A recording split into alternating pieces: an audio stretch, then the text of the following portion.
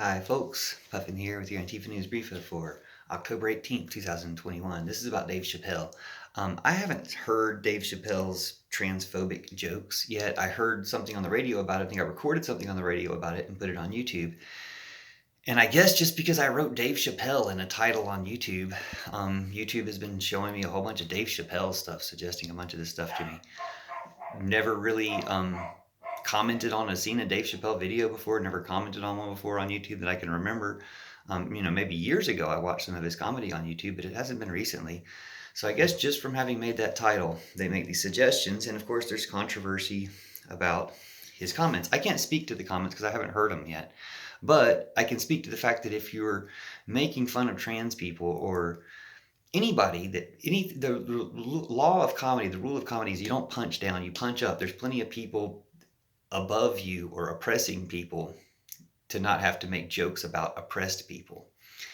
And I guess I just heard some of his explanations or some of his kind of rationalizing about stuff and why he doesn't want to do comedy because he made fun of the Chinese woman and she complained, and it's kind of like he's trying to tease us with, like, when Trump said, if I lose the election, you'll never hear from me again. You'll never see me again. Like, don't threaten us with a good time.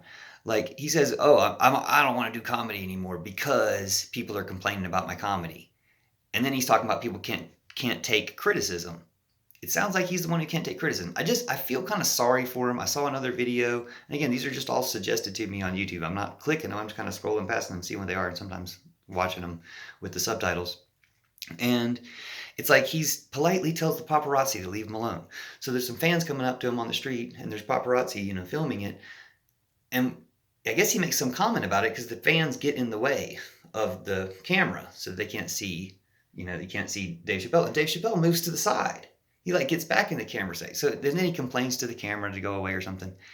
And it's like, dude, sometimes when you get way too much weed, there's a thing called pot psychosis. It doesn't happen very often, but people in the Middle East who smoke hash can have it as like a social problem.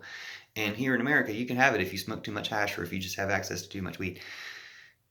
You can kind of make yourself stupid, or like you can miss things. I shouldn't say make yourself stupid, but you can miss things.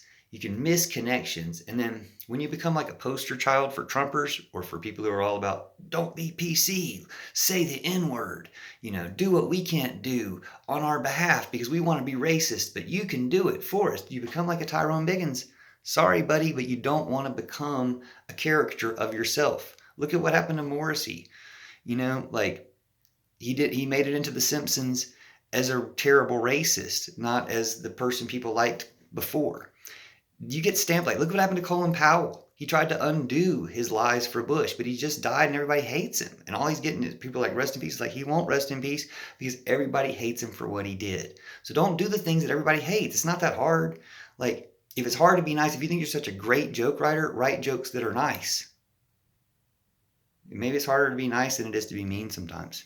But don't take the easy way out. If you're so great at it, write some good jokes that aren't mean to people who are oppressed. Thanks for watching. My 2 cents. Hope you can take it. See you soon.